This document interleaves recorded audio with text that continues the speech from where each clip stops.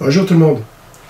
Donc voici une vidéo, mais avant de faire cette vidéo, ce sera une vidéo pour expliquer un peu l'enclenchement des pressostats BP quand on a une régulation pendante et qu'on est avec une commande thermostatique, qu'elle soit électronique ou qu'elle soit un thermostat électronique, je veux dire, ou mécanique. C'est pas là l'important, c'est surtout l'enclenchement du pressostat BP qui nous intéresse ici. J'expliquerai peut-être un peu l'enclenchement du thermostat en même temps, mais surtout le BP. Donc, il y a eu une petite interruption de ma part, j'ai pas fait beaucoup de vidéos ces temps-ci. Pourquoi? Tout simplement, on m'a rappelé pour donner un coup de main dans le centre de formation où je donnais cours avant. Bon, j'ai 67 ans, faut pas l'oublier, je suis déjà à la retraite depuis 3 ou 4 ans environ, parce que j'avais déjà 45 ans de carrière ici en Belgique. Et en France, j'ai 10 ans en France et 45 ans ici. Et le reste ici. Bon, c'est passé un truc, c'est que le formateur qui était là est parti, donc j'ai dû le remplacer quelques temps et former quelqu'un d'autre à la place. Allez, on y va? Bon, j'ai déjà mis quelques notes et après je vais refaire d'autres notes pour expliquer plus notre fameux pressostat. Donc ici c'est l'exemple d'une chambre d'un boucher. Bon, on sait que chez un boucher, sa chambre elle doit être plus ou moins à 0 degré. Et lui, pour avoir 75% à 80% d'humidité relative, donc l'humidité, elle est très importante chez un boucher aussi, sa température et son humidité. Pourquoi? Parce que si son humidité est trop sec, lui, il va perdre une quantité d'eau dans sa marchandise et il va perdre en masse de vente. Donc qu'est-ce qui va se passer? Il va acheter, c'est un exemple, 80 kg. Et quand il va revendre, il aura 70 kg. Donc il aura 10 kg qui seront partis à l'égout, en eau. Alors on est obligé de tenir un certain taux d'humidité. Donc il y a des tables qui existent pour ce genre de truc. Vous leur trouvez ça dans l'ABC du froid, il y a une petite table qui est là. Et là, dans d'autres tables, mais là, celle-ci est bien faite aussi. Alors, pour avoir les 75-80% d'humidité relative, l'évaporation, on doit avoir un delta T de 10 Kelvin. Par rapport à la température ambiante, par rapport à 0 degré. Donc ici, j'ai dessiné la chambre, j'ai mis 0 degré température ambiante, 75% d'humidité relative à 80%, j'ai mis 75, je n'avais pas à mettre 80 avec. Donc la température, les 10 Kelvin de delta T, c'est moins 10. Là, je dois être plus bas que là, parce qu'autrement, je n'ai pas d'échange. Donc la température à moins 10 pour avoir les 0 degrés. On aura un thermostat d'ambiance ici, que ce soit électronique ou n'importe quoi, qui va travailler de 0 degré à plus 2. Thermostat d'ambiance. Alors, plus 2, bon, ça c'est une température qui est bonne pour notre boucher. On pourra avoir moins 1, plus 1, ça dépend de certains bouchers, mais en général, la plupart du temps, c'est 0 plus 2. Alors, je vais revenir sur cette régulation. Ici, qu'est-ce que j'ai? J'ai un... On va voir ici, donc, j'ai mis un thermostat ici et je vais avoir un pressostat qui est ici, BP. Bon, j'aurai un HP aussi, mais bon, pour le moment, on reste dans le BP, on expliquera plus tard l'HP. Ça va être des régulations tout ou rien. Donc, ça veut dire quoi? Si c'est une régulation d'un thermostat tout ou rien, ça veut dire, on l'appelle le TOR, T-O-R, tout ou rien. Tout ou rien, c'est un contact qui bascule, marche ou arrête. Il n'y a pas d'intermédiaire, il n'y a pas de variation de vitesse, il n'y a pas de variation de puissance, c'est tout ou rien. Clac, clac. C'est un thermostat qui s'enclenche et qui se déclenche. Un pressostat qui s'enclenche et qui se déclenche. Donc, conclusion, thermostat et pressostat mécanique, tout ou rien, TOR. Donc ici, on va avoir un pressostat ici qui sera avec un stop de 0,5 bar. Donc, il va s'arrêter à 0,5 bar quand on va faire le pendant. La pression va chuter jusqu'à 0,5 et mon compresseur s'arrêtera.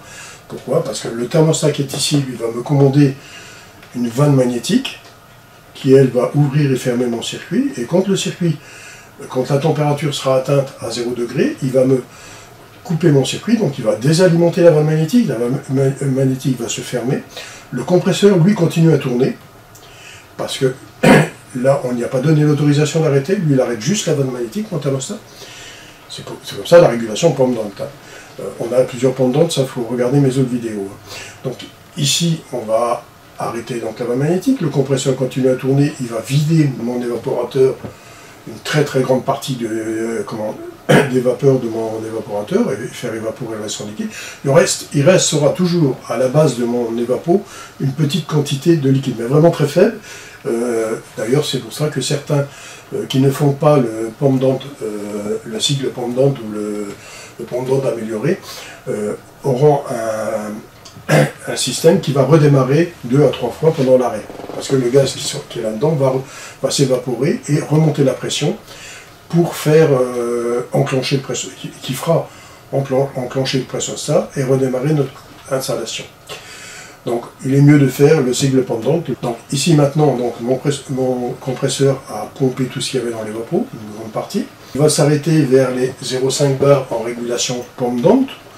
S'il est mis en régulation pendante et en même temps il fait sécurité, on va le régler à 0,2, 0,3 bars. On appelle ça le cut out. Donc en anglais, c'est stop. Le réarmement, on va voir maintenant. Je mets un point d'interrogation pour le moment pour vous le donner. Le réarmement, ben, on va l'appeler la consigne, et ça sera le cut in. Donc cut in, cut out. Donc, souvent c'est en anglais, surtout dans certains pressostats d'Enfos ou les pressostats Johnson Control, tout ça, c'est marqué plus en anglais qu'en français. Donc voici une explication déjà de notre installation. Ici, qu'est-ce qu'on a encore d'autre à dire? Ben, on a ici le différentiel et ici la consigne. Alors on va revoir tout de suite à quoi ça correspond. Bon, voilà l'explication un peu plus sophistiquée. Donc suivez bien parce que j'ai plusieurs explications qui se mettent l'un dans l'autre. On sait que, bon, ici, le gaz que j'ai employé, c'est du 134, ça pourrait être un autre gaz, mais le 134, ça parlera mieux pour beaucoup. Alors, le 134 à moins 10, sa pression est de 0,99 bar, plus ou moins 1 bar. Je sais que je dois arrêter à 0,5 bar si c'est le pendant, j'ai un autre pressostat de sécurité. Si je fais les deux, je peux le régler à 0,2, 0,3 bar pour l'arrêt. Bon, ici on va partir avec 0,5 bar, comme ça, ce sera plus 5. Alors, qu'est-ce qu'on a ici? On a notre réglage consigne qui est ici, avec le petit bouton qui est ici, et le différentiel qui est ici. Le différentiel, c'est l'écart. Alors, bien interpréter les pressostats et les thermostats, c'est la même logique. Je parle bien mécanique, parce que l'électronique, c'est un autre système. Quand on travaille avec un mécanique, là, c'est le start. Quand on a le start et le différentiel qui est réglé, là, c'est ça, moins ça, ça nous donnera le stop. Donc si on veut, on partira, ça c'est le point haut, ça sera la différence entre le point haut et le point bas. Donc on va enclencher à 1,61, ici dans l'exemple, si je prends la consigne de moins 3, je vais l'expliquer aussitôt pourquoi j'ai choisi ça maintenant, après on regardera d'autres consignes, 1,61 bar pour moins 3, il start. Maintenant je veux qu'il coupe à 0,5, mais 1,63 pour arriver à 0,5, c'est 1,11 de différentiel. Donc je mets 1,11 ici, c'est ça moins ça, me donne 0,5. Et j'ai mon stop qui se fera à 0,5 bar.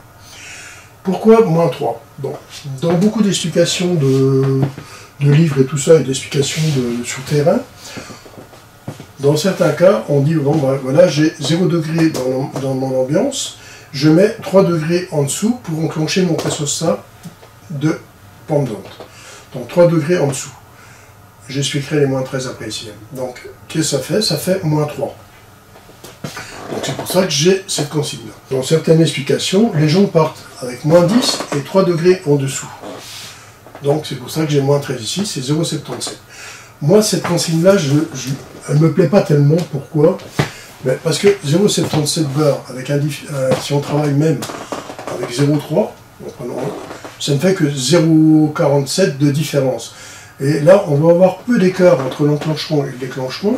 On risque d'avoir des cycles courts. Si vous avez un pendant automatique.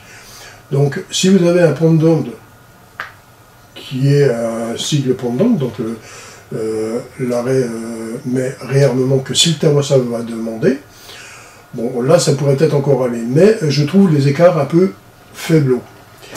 Alors, moi, je préfère travailler soit avec ça, si j'ai une horloge de dégivrage, je peux travailler comme ça, sans problème. Maintenant, si j'ai pas d'horloge de dégivrage, je dis tiens, moi j'en profiter que j'ai un pressostat BP pour faire un dégivrage. À ce moment-là, moi je vais travailler entre les deux ici. Le plus proche possible de ça, parce que je sais que de 0 à plus 2 dans la pression que j'aurai fatalement, ça sera dégivré. Donc ça veut dire quoi? Que si je fais le réarmement à plus 1 par exemple, ou même voire 2, là, qu'est-ce que je vais avoir? Je vais avoir mon évaporateur qui va dégivrer à chaque cycle, à chaque arrêt. Ça me permet surtout chez un boucher, on a beaucoup de problèmes de givre sur les évapos. Quand vous allez en dépannage, on vous dit à chaque fois « Oh, mon évaporateur est givré, bon, vous devez aller dégivrer son évapo. » Là, c'est une solution, une des solutions, parce qu'il n'y a pas que cette solution-là. Il y a la solution où on peut contrôler dans l'évaporateur via un thermostat en série avec le thermostat qui est ici, de dire voilà, bon, moi dès que je descends, on peut le régler le thermostat, donc le bulbe dans l'évaporateur, il va lire la température d'évaporation. On peut le mettre par exemple à moins 15, puisque je travaille à moins 10, le thermostat. Et à ce moment-là, le thermostat qui est dans l'évapo, à moins 15, il dira ouais, moi j'ai trop de givre, je t'arrête. Et vous le faites réarmer à plus 2, qui est la température maxi ici. Quand on aura plus 2 dans l'évapo, on sera dégivré. Donc c'est une façon de faire un dégivrage via un thermostat aussi. Donc on peut le faire par le pressostat aussi.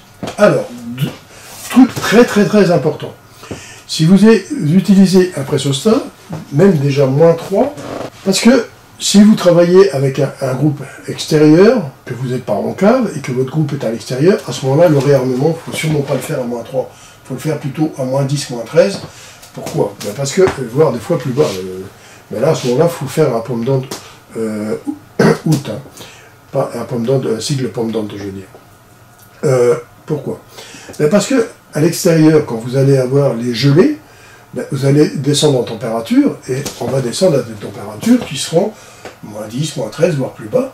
Et qu'est-ce qui va se passer? Votre pressostat, lui, il va lire la température extérieure.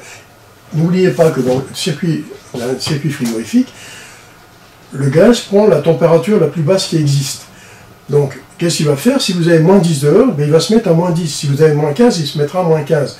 Donc, surveillez bien que votre pressostat sache se réarmer. Si vous êtes en cave, le problème ne se posera pas, mais si vous êtes à l'extérieur, alors là, à ce moment-là, on ne va plus travailler des températures comme ça, on va travailler des températures moins 13, moins 15, moins 20, là, à ce moment-là, on va travailler plus bas, on aura un écart qui sera très très serré.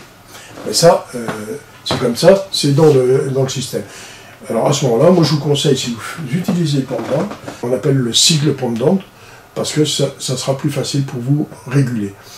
N'oubliez pas, c'est un métier très complexe, hein, on a plein de systèmes. Le système du thermostat à l'intérieur peut vous solutionner votre problème de dégivrage. J'ai fait ça souvent dans des chambres froides, surtout chez les bouchers et les restaurateurs. Pourquoi? Parce que les restaurateurs, eux, ils me posaient les problèmes, c'est qu'eux, ils mettaient leur chambre froide le plus près possible de leur cuisine, ce qui veut dire qu'il y a les fourneaux qui sont tout près, qui produisent beaucoup de vapeur, et ils laissaient la porte assez longtemps ouverte pour prendre la marchandise. C'est une logique assez normale. Hein. Donc la vapeur rentrait, et mon évaporateur se prenait en glace en un rien de temps. Alors à chaque fois j'allais dépanner pour dégivrer. Alors j'avais trouvé la solution, que j'avais appris où je travaillais, une des grosses sociétés de froid qui existait ici en Belgique. C'était une très très bonne école, c'était la meilleure école qui existait, en plus de la base école, mais pour peaufiner c'était génial. Donc ici, qu'est-ce qu'on faisait? On mettait un thermostat à l'intérieur, et c'est ce que j'ai fait quand j'étais à mon compte. Je mettais un thermostat à l'intérieur de l'évapo pour pouvoir faire mon dégivrage automatique de ma chambre. Donc ça veut dire que quand il y avait trop de givre, paf, l'installation s'arrêtait, le ventilateur lui continue à tourner. Il ne faut pas oublier que le ventilateur doit tourner en permanence. Hein. Donc le ventilateur continue à tourner, il me dégivrait les vapos, et dès qu'on arrivait à une température de plus 2, paf, il repartait. Et comme ça, j'étais sûr d'être dégivré et de ne pas avoir de problème avec mon installation. Donc voilà une explication du pressostat BP, parce que beaucoup me demandaient ça, à quelle pression on redémarrait. Donc je répète que si vous êtes en cave, ben, vous pouvez utiliser ce système-là, mais si vous êtes à l'extérieur, vous devez travailler comme ça. Donc ça veut dire que le réarmement ici, il va se situer plus facilement vers les en dessous de ça, puisqu'on va, dans certaines régions, on descend très bas en température. Et bien sûr, on utilisera ce cut out, parce que si on met 0,5, ben, la différence est très très faible. Donc on essaiera de gagner un peu plus pour faire une petite différence. Alors, il y a des pressostats qui sont très bien, et d'autres un peu plus difficiles à régler. Moi, j'ai souvent travaillé avec des thermostats de marque Renco. Les plages sont plus larges et plus faciles à travailler. D'autres sont plus serrés. Mais bon, c'est pas pour ça qu'ils sont pas bons, il faudra qu'on les règle. Comment vous pouvez régler un pressostat avant sur votre installation? Ça, je vous ferai une vidéo là-dessus. On peut le régler avant de le poser sur l'installation avec de l'azote. Donc vous mettez une pression d'azote, vous regardez à combien ça s'enclenche et ainsi de suite. Et puis la coupure. Mais ça, bon, je vous expliquerai ça plus tard. Alors voilà, la vidéo est finie. J'espère qu'elle vous a plu. Je vais essayer d'expliquer le mieux possible de mes connaissances. Je ne suis pas l'homme qui connaît tout, ce n'est pas vrai. J'en apprends tous les jours. D'ailleurs, j'ai des internautes des fois qui m'interpellent pour certains trucs à juste raison. Et je les remercie. Qui me disent, bah, tiens, pourquoi ci, pourquoi ça. Donc j'ajuste plus ma vidéo que j'ai dit, je leur explique mieux. Parce que bon, certains veulent aller un peu plus loin dans l'explication. Donc moi, mes vidéos, j'essaye d'être le plus simple possible. Mais bon, c'est pas toujours évident. Certains veulent plus compliqué. Bon, ça c'est leur idée. Voilà, bon, j'en profite pour vous présenter tous mes vœux pour les fêtes, et que les fêtes se passent très très bien pour vous, que vous ayez bonheur et joie. Allez, à bientôt.